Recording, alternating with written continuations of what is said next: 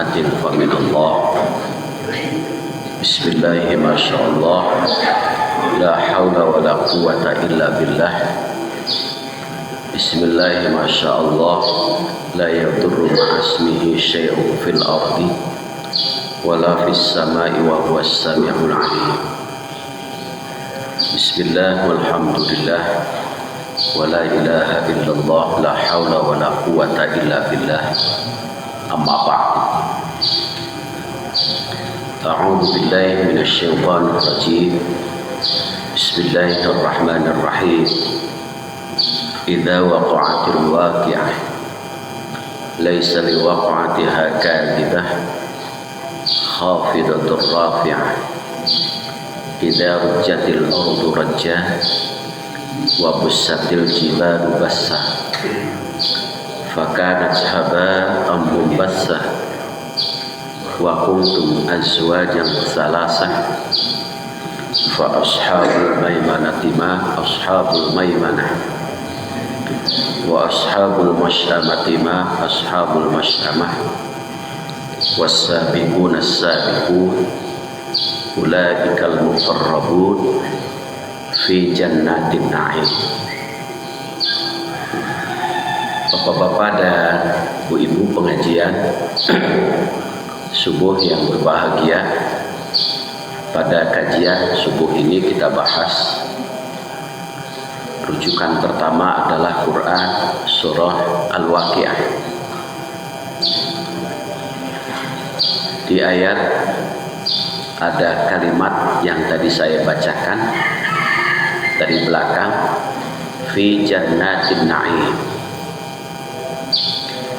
Di dalamnya Allah sediakan surga yang penuh dengan kenikmatan. Surga yang Allah siapkan itu adalah untuk ulaikal muqarrabun, disediakan untuk hamba Allah yang dekat dengannya.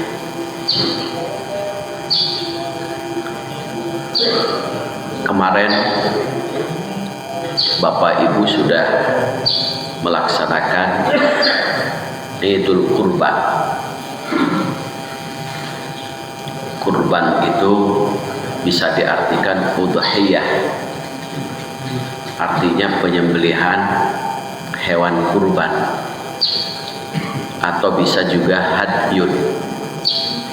Hadyun penyembelihan hewan karena sebab terkena dam.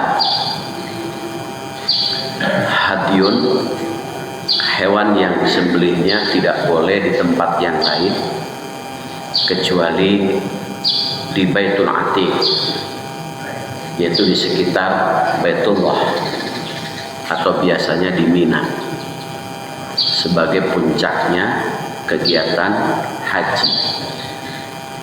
Jadi nyembelihnya harus di sana, tidak boleh di tempat yang lain. Kalau dagingnya boleh dibagi ke tempat yang lain. Sedangkan udhiyah, penyembelihan hewan kurban, itu sunnahnya adalah di tempat kita tinggal. Kecuali kalau di tempat di mana kita tinggal sudah melimpah, itu boleh di tempat yang lain. Itu sudah kita lewati. Mudah-mudahan Idul Adha tahun depan kita panjang umur, sehat, dan diiringi dengan kemudahan rezeki, keluasan rezeki, sehingga kita dapat berkurban kembali. Ada yang harus diteruskan oleh kita, tidak terikat oleh waktu, harus setiap saat, yaitu ulaikal muqarrabun, dekat dengan Allah. Nuhun.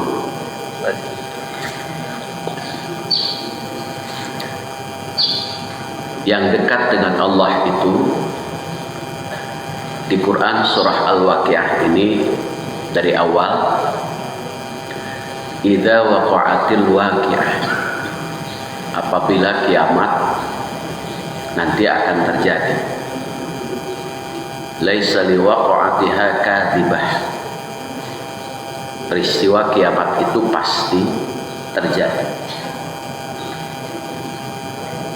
Ambil saja contoh kiamat sugro, yaitu kematian.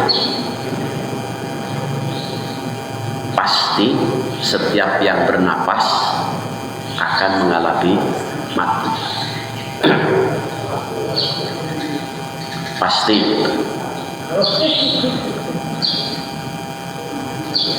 Saat kita mati, wafat, maka kalau dalam bahasa Luqman Al-Hakim, dalam diri kita ini dibagi menjadi 3 unsur. Sepertiga untuk Allah, sepertiga untuk diri kita, sepertiga untuk cacing tanah. Sepertiga untuk Allah, yaitu ruh kita. Kalla idza balagatit taraqi. Apabila ruh kita sudah sampai ke kerongkongan, tenggorokan, kita hanya mengatakan nanti wakila man raqo. Siapa yang akan menyembuhkan kita kalau kita sakit? Siapa yang akan menolong kita kalau malaikatul maut sudah akan menjemput kita? Walaupun permohonan kita fayaqula rabbi laula akhartani ila ajalin qarib, sekalipun kita bermohon kepada Allah untuk menunda kematian hanya sekejap. Untuk apa? Fa asaddaq wa akum minas salihin. Akan bersedekah, akan berbuat baik, supaya di ujung kehidupannya menjadi hamba Allah yang soleh. Tidak ada yang bisa kecuali wa dhanna annahu firaq, kecuali kita meyakini sesuatu yang kita cintai, yang kita banggakan, saat kematian datang, tandanya adanya sebuah perpisahan. Itulah kematian yang akan memisahkan segala rupa.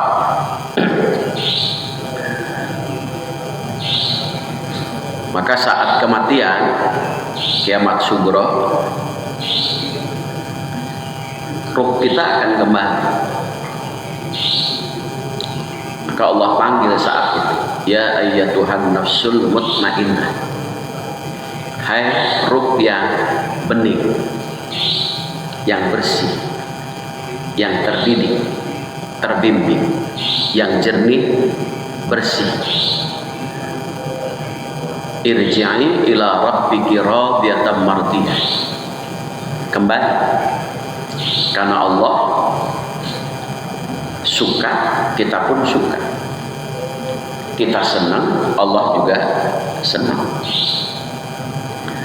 Kita senang, Allah senang, maka Allah siapkan fadkhuli fi ibadi. Maka barulah Allah mengatakan, ini adalah hamba-Ku. Sehingga sediakan wadkhuli jannati, surga, fi jannatin na'im, yang penuh dengan kenikmatan. Nah, saat kiamat terjadi dalam kiamat yang besar, maka fa'as khafidatur rafi'ah, manusia yang jumlahnya begitu sangat banyak dibagi menjadi 2 golongan. Ada golongan khafidah yang hina, ada golongan rafi'ah, yaitu yang diangkat derajatnya. Di antara 2 golongan ini, golongan rafi'ah termasuk ulaikal muqarrabun, golongan yang dekat dengan Allah. Sedangkan khafidah berarti adalah golongan yang jauh dengan Allah. Lalu kemudian golongan yang jauh itu siapa? Yaitu wa ashabul masy'amati ma ashabul masy'amah, yaitu golongan kiri. Sedangkan golongan yang dekat dengan Allah adalah fa ashabul maimanati ma ashabul maimanah, yaitu golongan kanan. Dan was-sabiqun as-sabiqun, yaitu golongan orang yang semangat untuk berbuat dan menyebarkan kebaikan. Kadang as-sabiqun as-sabiqun, amalan sunnah baginya bisa jadi menjadi wajib. Tahajud, kalau orang yang sabiqun as-sabiqun, bagi dirinya bisa menjadi wajib bagi dirinya karena terbiasa. Sholat sunnah rawatib bisa jadi sabiqun as-sabiqun, bagi dirinya menjadi wajib karena sudah terbiasa. Puasa Senin Kamis pun begitu.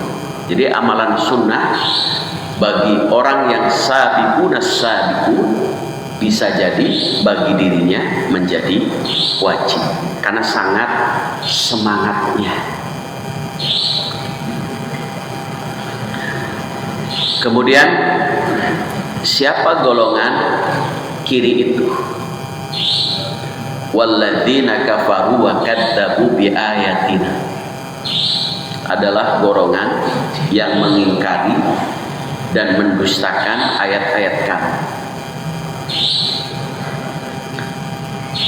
Al-Quran itu haknya ada 4. Satu, Quran makna zahir, itu sebagai bacaan.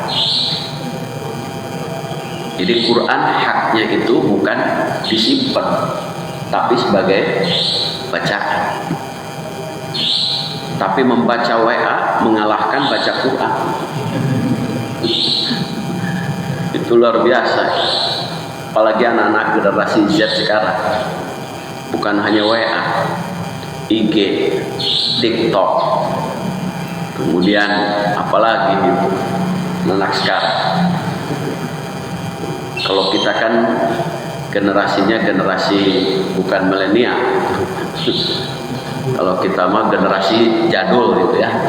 Sudah punya WA juga syukur kalau kita mah. Anak-anak sekarang beda gitu.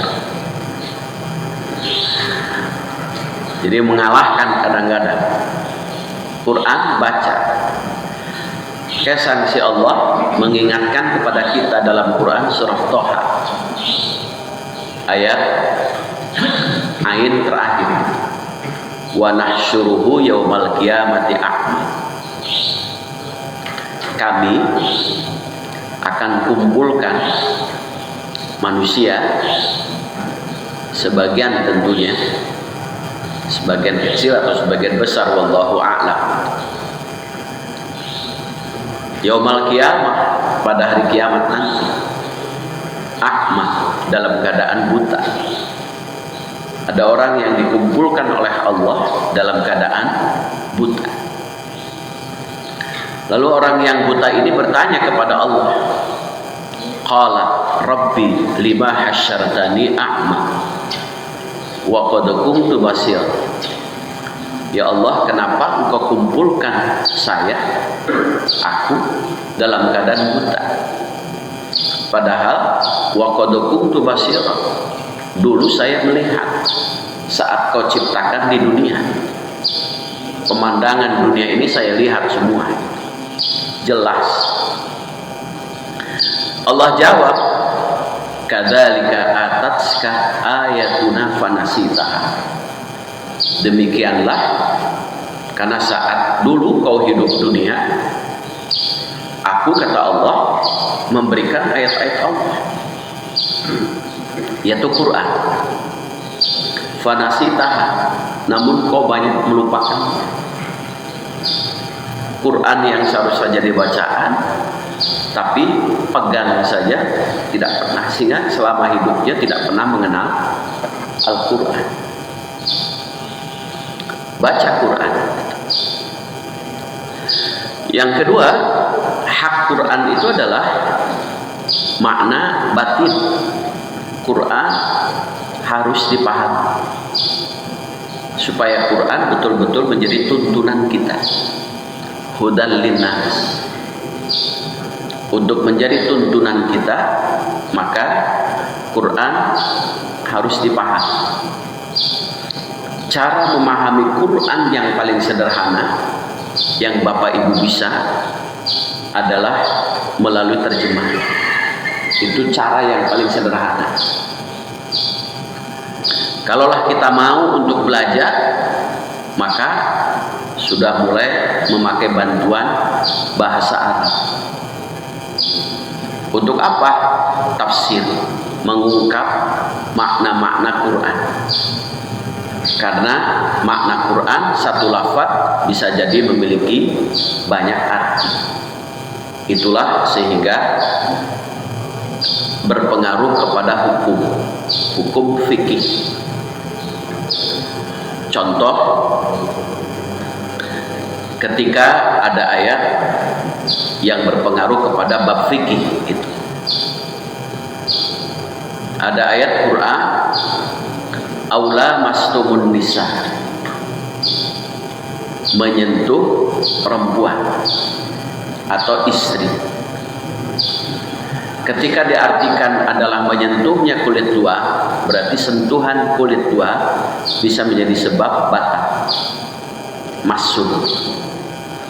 Ketika aula mastumun nisa diartikan musyarakah, saling menyentuh, berarti maknanya adalah jima, hubungan suami istri.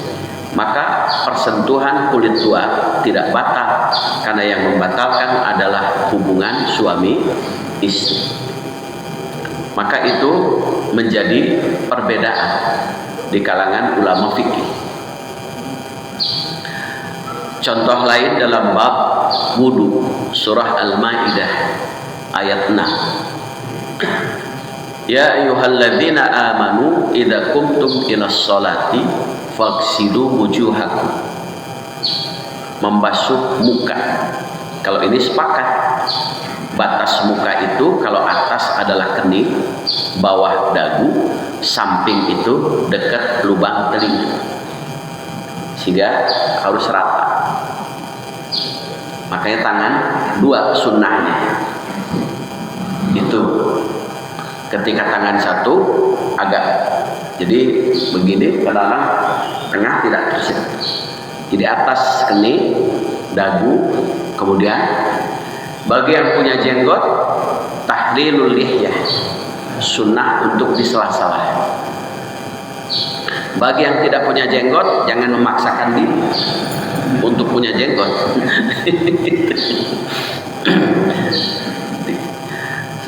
Tetapi pada saat wa aydiyakum ilal marafiq, ketika diartikan ilahnya adalah ila ghayah, sampai, berarti membasuh kedua tangan itu harus dari sini. Dari sini. Karena artinya sampai. Kalau sampai kan berarti awalnya sini. Kemudian baru. Kan begitu. Jadi bukan hanya ini. Ininya enggak. Jadi masuk ke jari-jari, tahlilul asabi, kan sunnah. Putar, masuk lagi, kan rata, sampai. Sehingga ketika Bapak mengambil pendapat ilahnya ghayah, maka harus begini, bukan begini, karena sampai ke sikut gitu. Tetapi ketika diartikan ilahnya ilah ma'an adalah beserta. Kalau beserta boleh dari sini, boleh juga dari sini, karena ma'an. Ada juga ma'a itu melewati. Kalau melewati tetap dari sini, sehingga bukan batasan sikut, melewati sikut, sehingga sampai al-adha, sampai lengan. Itu pengaruhnya kepada fikih, itu tafsir. Sehingga dari satu lafaz bisa melahirkan banyak arti. Belum wamsahu biru'usikum. Ba mengusap kepala. Ba-nya ada ba jami'. Maka kalau ba jami' berarti semua. Tarik lagi ke depan. Kalau ba taba'id sebagian. Kalau sebagian itu law syakratan wahidatan, sekalipun hanya satu helai rambut. Kalau sebagian ada juga seperempat, boleh depan, boleh samping, boleh belakang, boleh samping kiri. Mengusap itu sehingga 3 macam di situ. Mana yang kita pilih? Choice. Yang penting dalam bab fikih itu adalah kita boleh mengambil pendapat yang kita anggap paling benar, tetapi dengan syarat tidak mencela, tidak menghina, tidak memaksa pendapat orang lain untuk ikut pada kita. Disitulah berarti fikih diiringi dengan akhlak. Ada makna yang sama. Imam Ghazali mengartikan wudu. Wudu itu artinya elok dan indah. Kalau fikih kan wudu itu mengalirkan air ke seluruh anggota wudu. Kalau makna batin, wudu itu elok dan indah. Jadi orang yang berwudu perilakunya elok dan indah. Dan wudu juga artinya memancarkan cahaya. Artinya apa? Memancarkan, menampakkan perilaku yang elok dan indah. Jadi kalau ada orang wudu yang perilakunya jelek, berarti wudunya dipertanyakan. Karena wudu itu menampakkan perilaku yang elok dan indah. Maka kata Imam Ghazali, tingkatan wudu itu ada 3. Dari mulai tingkatan yang paling rendah sampai paling tinggi. Yang pertama, wudu tingkatannya adalah membersihkan dari hadas dan najis. Ini tingkatan rendah. Kita kentut, wudu, sudah bersih dari hadas dan najis. Selesai. Karena dianggapnya wudu hanya sekedar syarat sahnya sholat. Selesai kalau orang sudah wudu, dianggap. Padahal ada makna yang kedua. Wudu bukan hanya sekedar membersihkan dari hadas dan najis, tetapi meningkat. Wudu membersihkan anggota tubuh kita dari dosa. Jadi kalau orang yang berwudu tidak mungkin berbuat dosa. Kan sudah puluhan tahun kita berwudu, ya kan? Contoh sederhana. Amalan sunnah wudu itu membasuh kedua telapak tangan. Ini juga kalau dalam Said Sabiq ada yang menganggap sunnah, ada yang menganggap wajib. Ketika Bapak Ibu membasuh kedua telapak tangan, itu bangun tidur, maka wajib membasuh kedua telapak tangan. Kenapa wajib membasuh kedua telapak tangan ketika bangun tidur? Karena aina taribat tiada. Karena Bapak Ibu tidak tahu kemana tangan merayap. Itu alasannya, sehingga menjadi wajib. Karena Bapak Ibu tidak tahu kemana tangan merayap. Bisa jadi merayap kepada samping. Nah itu, maka wajib gitu. Nah, itu kan fikih, membasuh kedua telapak tangan. Bisa jadi diiringi dengan sabun, bersih secara lahir. Tapi ada makna batin. Kalau sudah membasuh kedua telapak tangan, berarti jari-jari ini harus bersih dari dosa. Tidak akan mengetik sesuatu dalam WA yang menimbulkan keributan. Tak-tek tok tak-tek. Jadi mulutnya diam, tapi tangannya pas saya di grup jadi masalah ramai. Itu karena ini.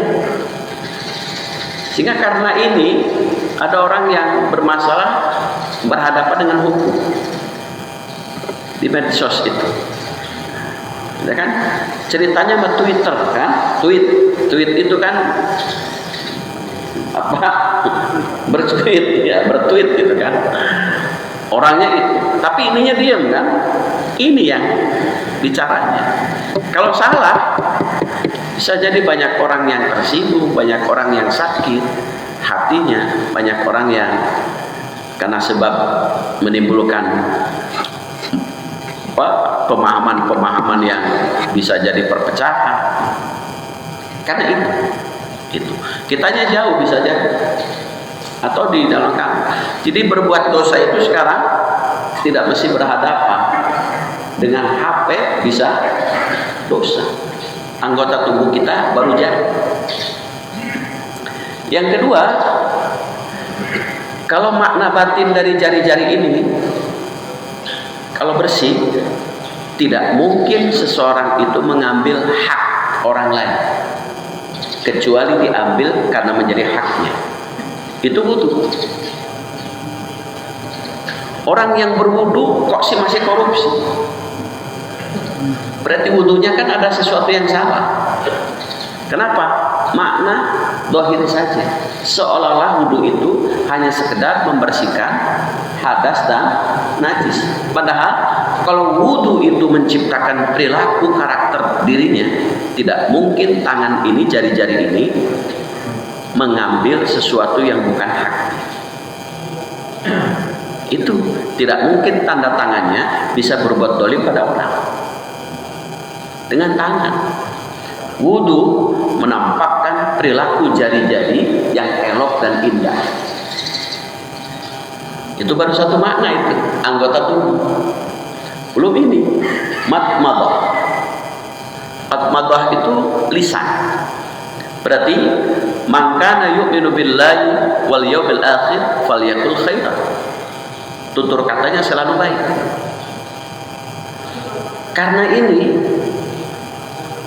bisa Allah angkat derajat dalam Quran surah Fatir ayat 10. Man kana yuridul izzata falillahil izzatu jami'an ilaihi yas'adul kalimut thayyib wal amalus salih. Barang siapa yang menghendaki, menginginkan kemuliaan dari Allah, maka caranya al-kalimut thayyib. Ada yang mengatakan kalimat thayyib itu adalah kalimat-kalimat yang baik. Berarti tutur kata salah satunya. Kalimat yang baik itu sehingga dibimbing, ada subhanallah, ada alhamdulillah, ada Allahu akbar dan lain sebagainya. Ini sudah wudu dari rumah, berangkat ke masjid, tiba-tiba ada batu peletuk anjrit. Padahal sudah wudu itu. Kan ironis itu. Kok sudah wudu tapi mulutnya menampakkan sesuatu yang tidak elok dan indah. Maka itu makna batin itu. Sehingga wudu itu kalaulah betul-betul wudunya makna lahir dan batin, akan merubah karakter orang. Sehingga karakternya menjadi elok dan indah. Makanya setelah wudu, coba lihat doanya. Allahumma ja'alni minat tawwabin. Ya Allah, setelah saya wudu, jadikan saya ini orang yang punya tekad, niat yang kuat untuk mau memperbaiki diri. Tawwabin, tobat. Kemudian apa? Supaya apa? Minal mutatahhirin, supaya saya ya Allah menjadi orang yang bukan hanya bersih lahir tapi juga bersih batin. Supaya apa lagi? Supaya saya setelah wudu itu menjadi ibadikas shalihin, menjadi hambamu yang saleh. Sehingga dalam doa itu untuk menjadi hamba yang soleh, hidupnya satu tawwabi, mau memperbaiki diri, mengedit diri, mensensor diri, supaya lahir batin bersih. Supaya apa? Supaya min ibadikas shalihin. Sehingga golongan yang diangkat derajat oleh Allah itu golongan yang dekat, yang dapat pahala surga, itu adalah golongan kanan. Golongan kanan itu siapa? Fakku raqabah. Salah satunya. Apa fakku raqabah itu? Yang bisa memanage diri, mengendalikan nafsu. Karena dalam diri kita itu ada 4 dorongan nafsu kita. Satu, itu dorongan yang dapat mendekatkan diri kepada Allah, yaitu dorongan nafsu rububiyah atau nafsu mutmainnah. Kalau orang yang terdorong dari nafsu mutmainnah rububiyah didasari dengan pikiran yang jernih, hati yang bersih, maka akan ditampakkan perilaku yang elok dan indah, sehingga dia senang berbuat dan menyebarkan kebaikan. Itu golongan yang dekat dengan Allah. Selalu yang ditampakkannya itu adalah kebaikan. Dia tidak mau menampakkan kejelekan. Sehingga ibadah disebut dalam salah satu doa iftitah yang diambil dari Quran, inna sholati wa nusuki wa mahyaya wa mamati lillahi rabbil alamin. Ibadah disebut nusuki. Nusuk itu apa artinya? Makna asalnya nusuki itu membakar perak sehingga keluarlah kotoran-kotorannya. Nusuki diartikan ibadah, dengan ibadah maka keluarlah kotoran-kotorannya. Baik itu kotoran yang berhubungan dengan hadas, najis, atau kotoran-kotoran yang berhubungan dengan batin. Itu nusuk itu. Sama dengan arti Makkah. Makkah itu artinya mencabut, menyedot kotoran-kotoran. Orang yang sudah berkunjung ke Mekah berarti tidak lagi ada kotoran-kotoran batin. Seperti orang berbekal, kan disedot darah kotornya. Kok si orang yang sudah pergi ke Mekah masih ada kotoran? Berarti baru fisik dia pergi, dia mengunjungi Mekah, batinnya belum. Itu batinnya belum berkunjung ke Mekah. Jadi itu makna batin itu luar biasa, masya Allah. Itu salah satunya, itu contoh. Sehingga tingkatan yang ketiga ini paling sempurna. Wudu itu bukan hanya sekedar membersihkan hadas najis, bukan hanya membersihkan anggota kita dari dosa, tetapi membersihkan hati kita. Makanya ada bahasa yang sederhana. Kalaulah bapak, ibu males tahajud, nggak apa-apa, nggak usah. Males sholat rawatib, nggak apa. Males baca Quran, nggak apa-apa. Tapi ada amalan yang paling hebat, yaitu amalan hati. Bersih-bersih hati. Kenapa? Buat apa kita tahajud kalau hati kita masih kotor, gugur pahala? Buat apa kita sholat rawatib kalau hati kita masih masih diiringi dengan kebencian, kekesalan, iri, dengki, benci, gugur pahala. Tetapi hanya amalan hati bisa mendekatkan diri kepada Allah. Kenapa? Dalam Quran surah Asy-Syu'ara ayat 88-89. La yanfa'u yauma la yanfa'u malun wala banun. Pada hari kiamat atau pada hari kita menghadap kepada Allah, salah satunya kita sholat. Malun wala banun sebagai simbol harta, anak yang kita banggakan, atau apa saja yang kita lakukan. La yanfa', tidak memberi manfaat. Illa man atallah, kecuali pada saat kita menghadap kepada Allah biqalbin salim, diiringi dengan hati yang bersih. Rasulullah Shallallahu Alaihi Wasallam saat halaqah begini, tiba-tiba Rasulullah mengatakan, sebentar lagi akan datang ahli surga. Lalu kemudian setelah Rasulullah mengatakan itu, tiba-tiba ada seorang pemuda yang datang, mukanya masih basah dengan air wudhu, yaitu Abdullah ibnu Amr, dijuluki ahli surga. Di antara halaqah pada saat pengajian itu ada yang hadir, salah satunya adalah Anas bin Malik. Penasaran, kenapa Abdullah ibnu Amr dijuluki oleh Rasulullah sebagai ahli surga? Jadi kalau para sahabat di rumah mendengar surga itu penasaran.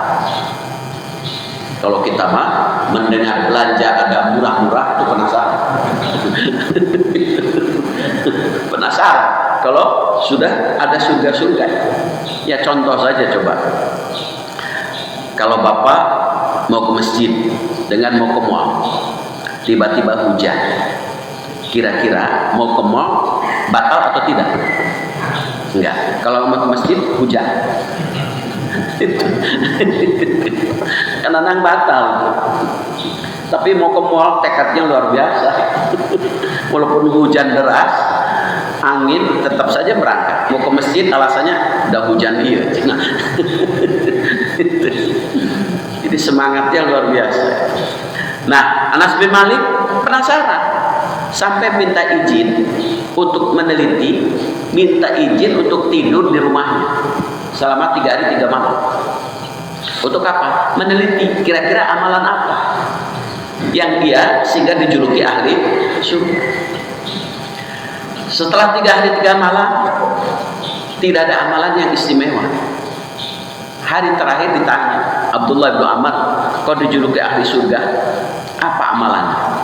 Kata Abdullah bin Amr, apa? Saya selama hidup tidak pernah kesal, tidak pernah marah, tidak pernah dongkol, tidak pernah iri, tidak pernah benci, tidak pernah sombong pada orang. Amalan hati itu hidupnya. Lalu Abdullah bin Salam juga ketika ditanya dijuluki ahli surga, amalan apa? Salamatus sadri, amalan hati. Sehingga ibadah yang kita lakukan itu harus menghasilkan hati yang bening, hati yang bersih, supaya tidak kategori muflis, bangkrut pahala kita. Karena sebab apa? Hati kita. Jadi qalbun salim itu harus dipelihara, karena akan berpengaruh kepada pahala itu.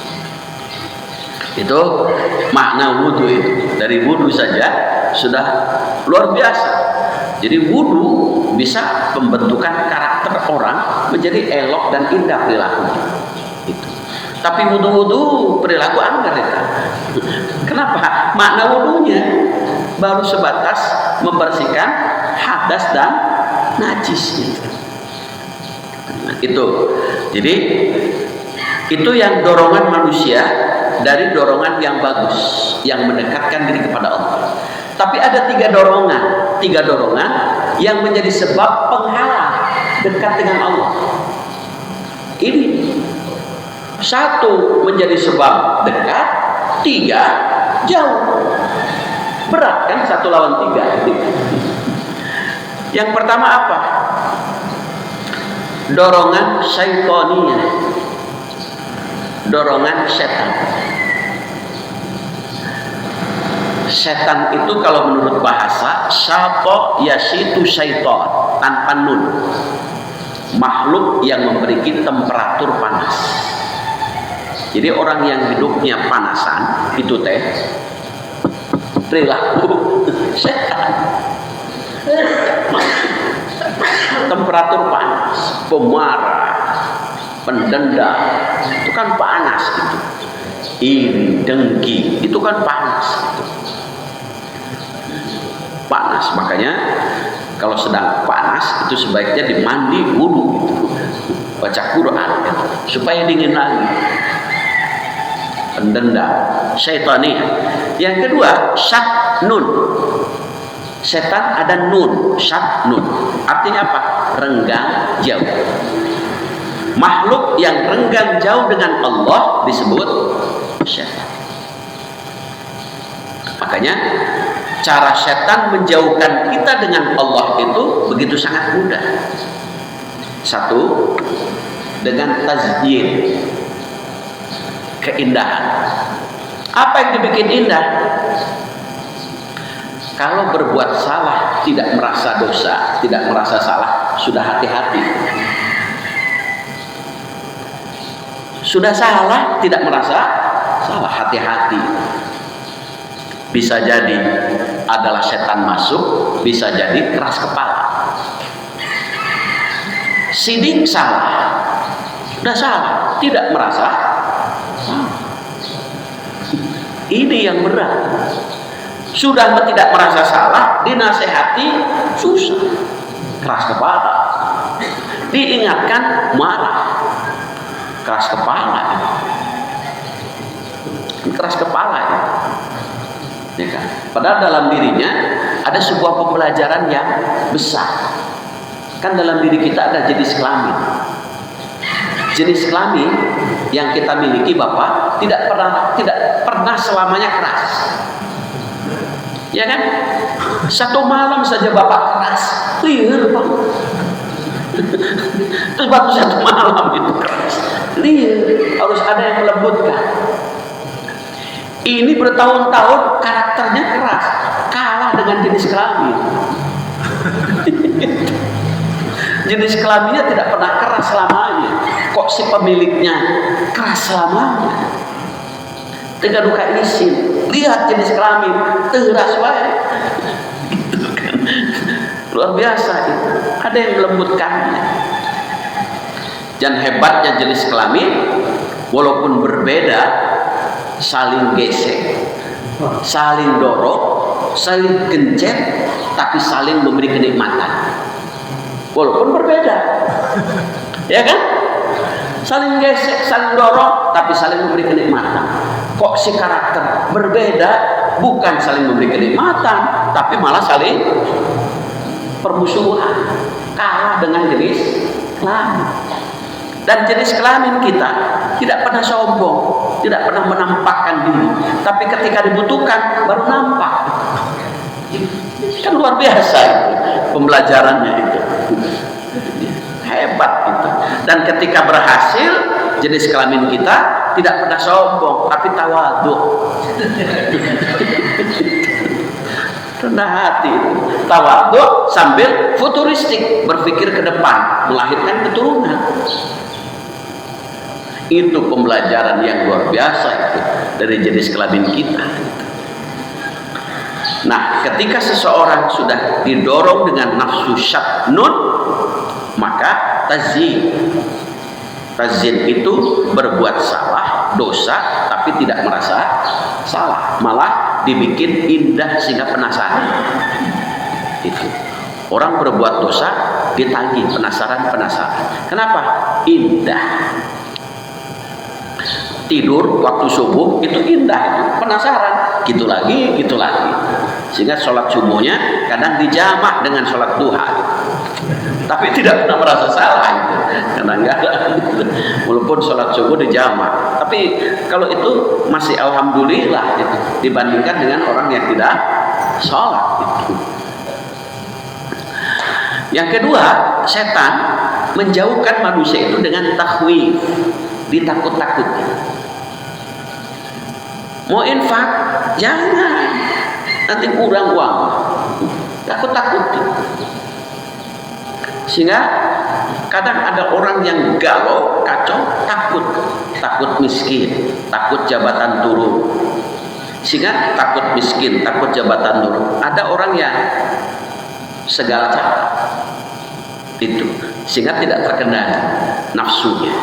Kenapa? Allah syatnun. Jadi setan itu syatnun, merenggangkan, menjauhkan dari Allah dengan takwil. Kemudian bagaimana lagi setan cara menjauhkannya? Dengan adawah, permusuhan. Sedang hidup harmonis, rukun, damai, dibikin permusuhan. Dengan cara apa? Iri, dengki, kesal, dongkol. Itu dibuat permusuhan. Kemudian apa lagi? Dengan cara saddun, dihalang-halangi. Apa yang menghalanginya? Sederhana, malas. Itu penghalang besar itu. Malas, kuuleun. Itu dalam bahasa Sunda. Malas, penyakit malas itu datangnya tiba-tiba, tapi terus-menerus datang. Kalau kita nggak berjuang memiliki tekad yang kuat, malas. Coba ini saja, Bapak mau sholat berjamaah subuh, kan pembawaannya malas. Belum setelah sholat subuh hadir di majelis ilmu, malas. Padahal pahalanya luar biasa. Rasulullah dalam hadis, idza marartum bi riyadil jannah farta'. Kalau Bapak dan Ibu melewati taman surga, maka hadir, duduk bersama. Lalu ditanya Rasulullah sallallahu alaihi wasallam oleh Anas bin Malik, "Ya Rasul, wa ma bi riyadil jannah?" Apa itu taman surga? Taman surga itu kata Rasulullah adalah hilakul dzikri, adalah majlis halaqah ilmu, majlis ilmu. Seperti ini Bapak Ibu sedang berada di taman surga, luar biasa. Jadi dalam bahasa sederhana, tahun ini kita tidak bisa ke Masjid Nabawi, ke Raudhah, kunjungi majlis-majlis ilmu, itu juga taman surga. Jadi kalau tidak bisa ke Masjid Nabawi, ya kunjungi Raudhah yang ada di sekitar kita adalah majelis ilmu. Ini di Masjid Al-Hikmah ada Raudhah, taman surga. Apa? Karena Al-Hikmah dijadikan majelis ilmu. Dan dalam hadis riwayat At-Tirmidzi, Bapak hadir 2 jam paling lama di majelis ilmu, tapi setara keutamaannya dengan Bapak Ibu iktikaf di Masjid Nabawi selama 1 bulan. Itu keutamaan majelis ilmu. Jadi luar biasa, Masya Allah. Nah itu dalam hadis lain luar biasa. Allah akan memberikan ketenangan orang yang di majelis ilmu. Kemudian Allah juga akan memberikan rahmat. Malaikat juga hadir. Kemudian Allah juga akan menyebut-nyebut nama kita di depan para malaikat. Orang yang selalu hadir di majelis ilmu. Jadi Bapak Ibu ini sedang disebut-sebut oleh Allah namanya di depan para malaikat. Kenapa? Hadir di majelis ilmu. Tuh disebut terus itu. Kita saja disebut oleh istri, bangga. Ya papa, ya papa, ya papa. Ya bebek, ya bebek. Ini Allah yang menyebut. Luar biasa itu. Masya Allah gitu. Itulah keutamaan majelis ilmu. Tetapi syatnun, setan menggoda kita untuk merenggangkan. Supaya apa? Saddun, dibikin malas. Kemudian dengan cara apa lagi setan merenggangkan manusia? Dengan tamanni. Taman itu apa? Punya niat seperti ia mau tahajud, set alarm supaya tidak kesiangan. Begitu green alarm dimatikan. Itu. Kenapa? Setan menghalangi supaya tidak terwujud niatnya. Mau daftar kurban dihalangi. Mau kemana? Masjid. Mau ke apa? Daftar untuk ikut kurban. Jangan, lebar. Sayang, 3 juta berapa? 3.500.000. Sayang Pak, ini untuk mama saja. Nah, luar biasa. Itu. Kita malu dengan viral itu, di Sragen itu. Setiap rumah kurban, padahal buruk tanggung. Itu kapan jamaah Riung Bandung Al-Hikmah setiap rumah berkurban? Padahal di Sragen itu buruh tani. Kenapa? Niatnya sampai mewujudkan, menampakkan nabung setiap hari 10.000. Itu sehingga kita rindu. Makanya jumlah sapinya 74 sapi, jumlah kambingnya 254. Kalau di Riung Bandung sapi berapa? 14. Oh, Al-Hikmah 14 kali 7. Itu berapa? 91. Tambah kambing berapa? 16. Dan 91 tambah 16. Jadi berapa? 107. Jumlah rumah sekitar majelis Masjid Al-Hikmah berapa? Berarti baru berapa persen? Kapan itu semua orang berdoyun-doyun untuk kurban? Masya Allah, gitu. Anggap saja 10% saja naik gitu, setiap tahun. Apalagi kalau orang yang selalu mengambil pendapat Abu Hanifah, wajib kurban itu bagi yang mampu. Kalau wajib berarti kan dosa kalau tidak melakukan itu. Kalau Imam Syafi'i sunnah muakkadah. Kalau sunnah muakkadah bagi yang mampu, ya abaikan, berarti melakukan makruh. Makruh itu sesuatu yang dibenci oleh Allah. Makanya Ahmad Ibnu Hanbal karena sangat wajibnya maka boleh hutang. Itu Ahmad Ibnu Hanbal sampai boleh hutang gitu. Karena wajibnya. Makanya karena boleh hutang, boleh menyediakan masjid, menyediakan sapi kredit. Boleh. Itu. Kemudian yang ketiga, nafsu bahimah atau nafsu hewan. Dorongan nafsu hewan. Dorongan nafsu hewan itu apa? Perilakunya perilaku hewan.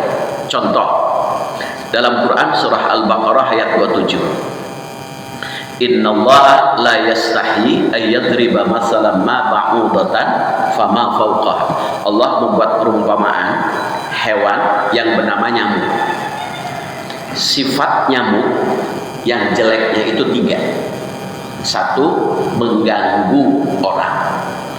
2, menyakiti orang. 3, mengambil hak orang. Jadi kalau ada perilaku manusia yang selalu mengganggu, menyakiti, mengambil hak orang, itu maka sembelih, kurban itu menghalangi. Kenapa? Hidupnya selalu mengganggu tetangga, menyakiti, tidak menyakiti, mengambil hak orang. Jadi kalaulah bapak bisa, ibu tidak bisa memberi pada orang lain dengan zakat, infak, sedekah, tidak bisa memberi. Perilaku amal soleh sederhana untuk mendekatkan diri kepada Allah, jangan mengambil hak orang. Dalam bahasa Sunda mah peperiheun urang teu tiasa masian atuh belaan tong nyanda hak batu. Kita tidak bisa memberi, jangan menahan hak orang. Itu perilaku amal soleh yang bisa mendekatkan diri kepada Allah Subhanahu wa taala. Sehingga ulaikal muqarrabun. Makanya kenapa hewan ternak al-baqar, al-an'am dijadikan untuk udhiyah, untuk kurban? Karena hebatnya hewan ternak, kambing, sapi itu di fisik. Sapi semakin besar fisiknya semakin mahal, ya kan? Sapi itu 1 ton 300 kilo, mahal harganya. Hebatnya kita bukan di fisik. Fisik kita ini waman nu'ammirhu nunakishu fil khalqi. Barang siapa yang dipanjangkan usianya, nunakishu, fisik kita semakin lemah. Kan terasa oleh Bapak juga. Bukan semakin kuat, tapi semakin turun. Terasa turun itu dari usia 50 tahun sudah mulai nunakisku. Dulu pada saat usia muda, Bapak melihat istri itu seperti pesawat tempur. Tekau dengan tembak. Seiring dengan waktu berubah jadi pesawat pengintai, diintai dulu baru tembak. Rubah lagi pesawat pengebom, dibom sebulan sekali ulang teteng. Baru pesawat helikopter gandeng namu gol nembakna mengges parah.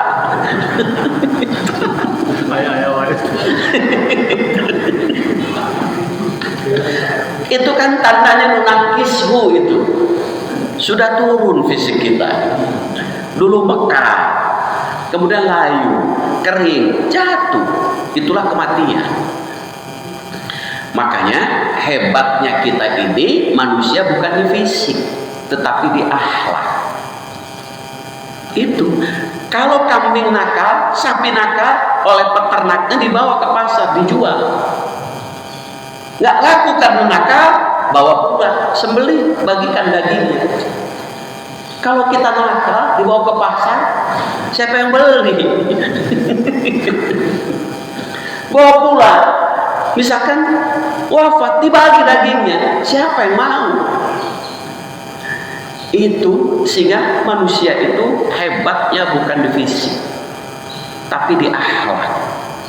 Itulah perbedaan manusia. Sehingga kalau dorongan nafsu, maka dia hanya mengandalkan fisik, nafsu hewaniyah. Tetapi dorongan rububiyah, dia akan menampakkan perilaku yang elok dan indah. Itulah penampakan dari makna wudhu secara batin. Saya kira itu yang saya sampaikan. Tuh sudah jam 6 lewat. Ada yang belum jelas? Mangga. Sudah jelas sekali. Sudah sekali. Alhamdulillah.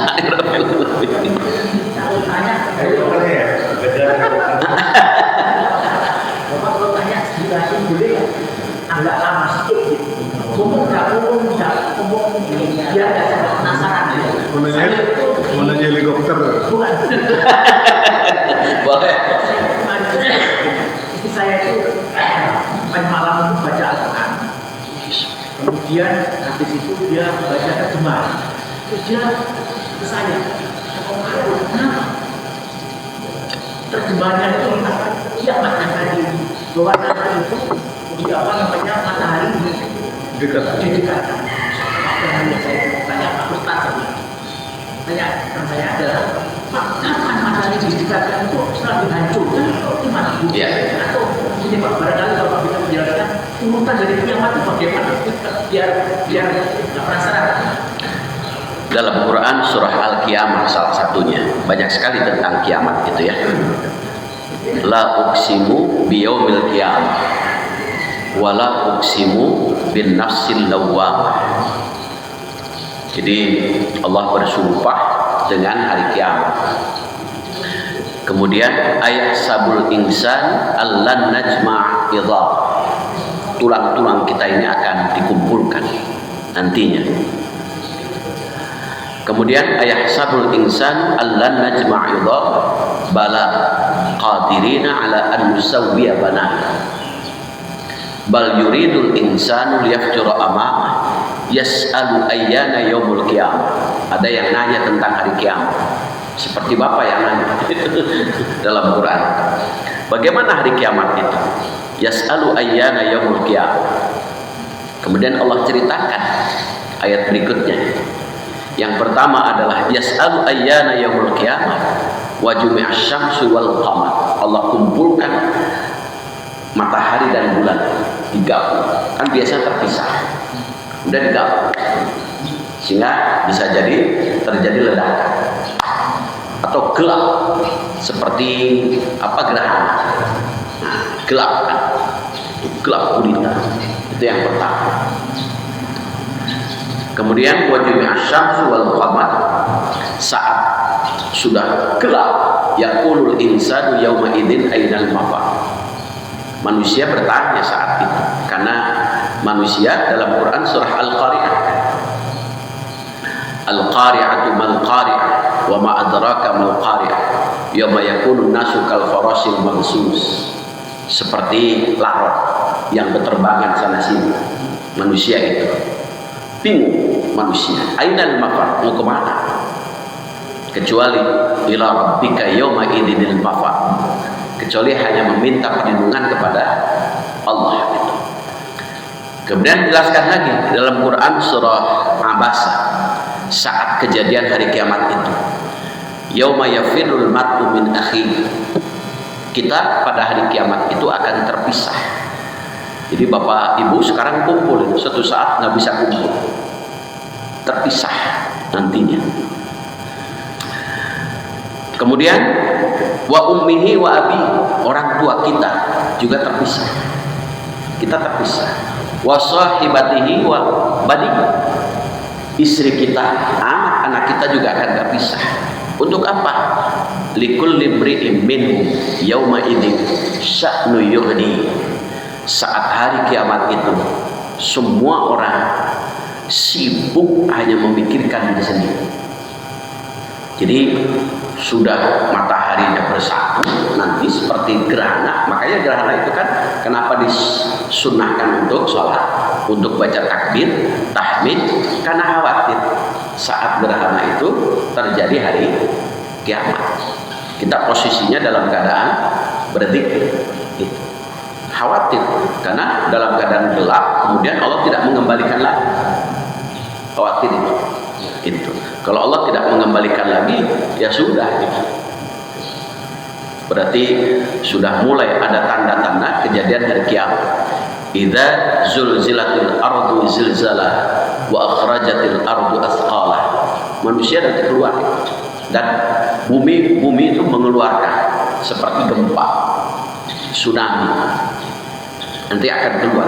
Makanya pantas orang saat itu seperti gempa, kan lari sana lari sini, tidak memikirkan orang lain kecuali memikirkan diri sendiri. Itu seperti gempa. Gempa itu sebagai tanda. Ya. Jadi waktu matahari dan bumi itu dekat, Ya. itu apa setelah dibangkitkan manusia kan sudah meninggal, apa itu sudah dibangkitkan? Ya, kan dalam Quran surah An-Naml. Jadi ada yang pertama itu ada 3 tiupan malaikat Israfil. Yang disebut satu nafkhatul fazl. Tiupan pertama itu tiupan yang mengagetkan karena ada suara yang keras. Al-Qari'ah itu kan suara yang keras yang menghentakkan manusia, seperti gunung lah atau gempa, dok, semua orang kaget. Itu kecuali kalau orang yang beriman, ya santai saja. Orang lain kaget, ini tenang. Kemudian yang kedua, setelah nafkhatul faz'i, kemudian yang kedua itu adalah tiupan yang kedua. Tiupan yang kedua, semua orang diwafatkan, makhluk, illa man syaa, kecuali yang Allah kehendaki, yaitu malaikat. Maka Allah tidak wafatkan lebih dahulu.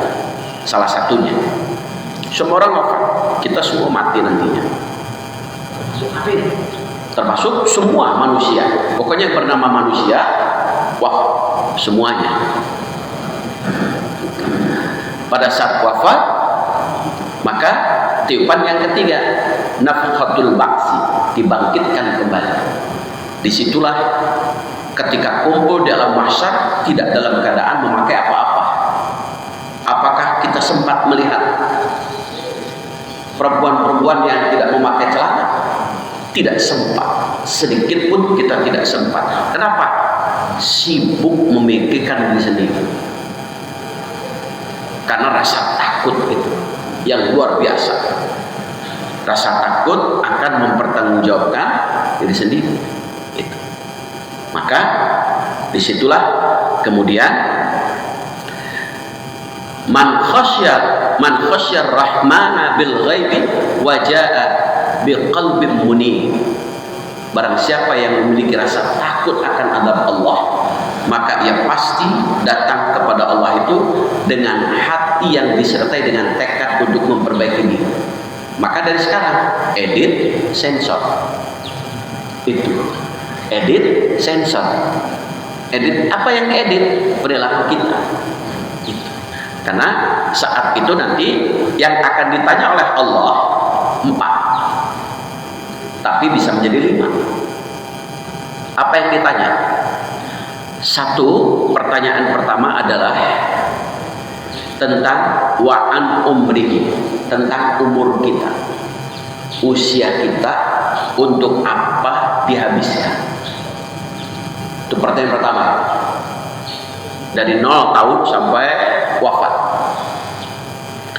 Yang kedua, fisik kita, dari mulai lemah, kuat, lemah, untuk apa dihabiskan fisik kita. Yang ketiga, harta kita, dari mana kau dapat, untuk apa kau dapat. Jadi pertanyaan harta 2, makanya 4 jadi 5. Dari mana, untuk apa. Kalau yang tidak punya harta, nggak ada pertanyaan untuk. Maka jangan punya harta supaya tidak ada pertanyaan. Itu. Makanya dalam Quran surah Al-Kahfi yang sering Bapak baca, al-mal wal banuna zinatul hayatid dunya wal baqiyatus salihati khairun inda rabbika sawaban wa khairun amal. Jadikan apa yang Bapak Ibu miliki sebagai aset untuk ibadah. Itu wal baqiyatus salihat, itu adalah aset yang diabadikan untuk ibadah, untuk amal soleh. Kemudian yang keempat, pertanyaannya ilmu kita untuk apa digunakan. 4 pertanyaan itu. Nah, baru ketika sudah selamat, keluarga kita akan berkumpul kembali. Hum wa azwajuhum fi dhilalin 'alal araiki muttaqiun.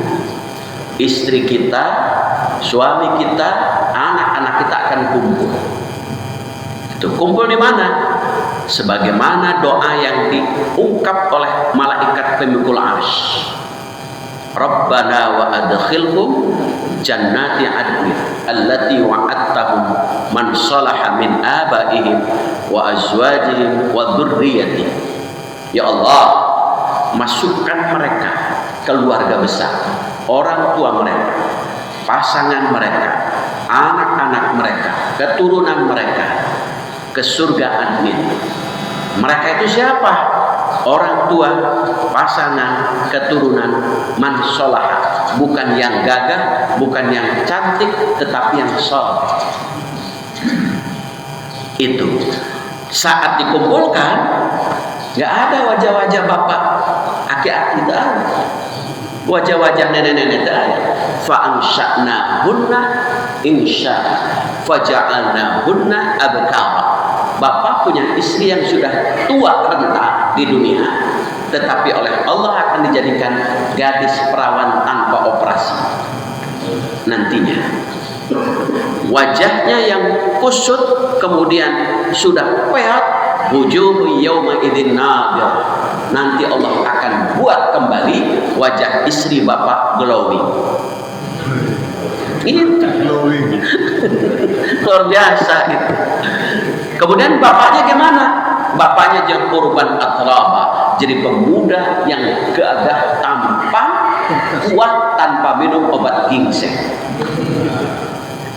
Itu sehingga dalam keadaan muda kembali nantinya. Itu yang nanti akan dilayani oleh para pemuda. Yatufuna alaihim wildan mukhalladun. Para pemuda yang akan melayani bapak tanpa harus digaji. la yusaddauna anha wa la yunzifun. Pemuda ini tidak pernah capek, selalu melayani bapak. Lahum fiha fakihah, disediakan makanan. Makanan apa yang tidak mau, yang tidak ada? Makanan ini gorengan terserah. Kalau tidak suka, Allah walahum ma yad'u. Allah sediakan. Mau minta apa? Maka kalau makanan di dunia yang belum pernah, bapak catat saja. Nanti di sini. Allah siapkan itu. Masya Allah itu. Itu kenikmatan itu digambarkan dalam Quran surah Al-Waqiah. Ayat berikutnya. Itu menggambarkan ashabul maimanah dengan ashabul masyamah. Ashabul maimanah penuh dengan kenikmatan, ashabul masyamah penuh dengan siksaan. Di Al-Waqiah. Coba lihat Al-Waqiah, renungkan, baca terjemahannya. Direnungkan di situ kenikmatan yang luar biasa, dan surah Yasin yang sering kita baca. Itu luar biasa. Keluarga besar ketika akan masuk ke surga, salamun qaulam mir rabbir rahim. Malaikat yang menyambutnya selamat. Kita saja saat menikahkan anak dapat ucapan selamat dari berapa orang yang kita undang, senang. Ini dalam satu tafsir 10.000 malaikat mengucapkan selamat pada kita. Bahagia kan? Luar biasa. 10.000 malaikat akan menyambut kita, kedatangan kita di surga. Jadi terpisah itu hanya di dunia. Ketika salah satunya wafat, lebih dulu terpisah. Allah nanti akan kumpulkan kembali dengan istri atau orang tua kita atau keluarga kita. Kecuali kalau istri ketika ditinggal oleh suami lebih dahulu, kemudian menikah kembali, itu dalam satu riwayat istri itu disuruh memilih nantinya. Memilih di antara suami-suaminya, bukan paling gagah, tapi mana yang paling soleh. Maka kalau istri ditinggal suami, menikahlah kalau ingin menikah dengan yang harus lebih. Jangan turun, ini suami pertama soleh, ini borondong, asal borondong. Tidak soleh, nanti akan ketemu. Khawatir dalam satu riwayat dipertemukan pada suami yang terakhir. Itu. Makanya itulah kejadian hari kiamat. Sungguh sangat menakutkan. Makanya untuk supaya kita menggapai nafsu mutmainnah, nafsu bersih, bening, jernih, dalam Syekh Ibnu Athaillah itu ada dua.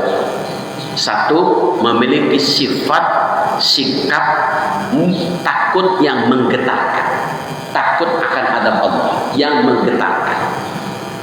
Yang kedua adalah syauq, rasa rindu yang menggelisahkan, ingin ketemu Allah, ingin surga.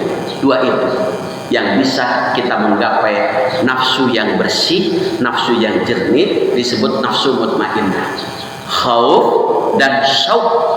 Khauf, rasa takut yang menggetarkan, syauq, rasa rindu yang menggelisahkan. Ya seperti bapak aja ketika istri kita pergi, kan rindu ngelepon setiap hari berapa kali. Sudah datang dibiarkan. Kadang-kadang. Kenapa? Sudah munakis. Hanya ingin ketemu saja katanya itu. Iya. Saya kira itu tadi. Itu saja barangkali yang saya sampaikan. Mudah-mudahan kita senantiasa sehat, panjang umur, diiringi dengan keberkahan. Subhanaka Allahumma wa bihamdika asyhadu an la ilaha illa anta astaghfiruka wa atubu ilaik. Assalamualaikum warahmatullahi wabarakatuh.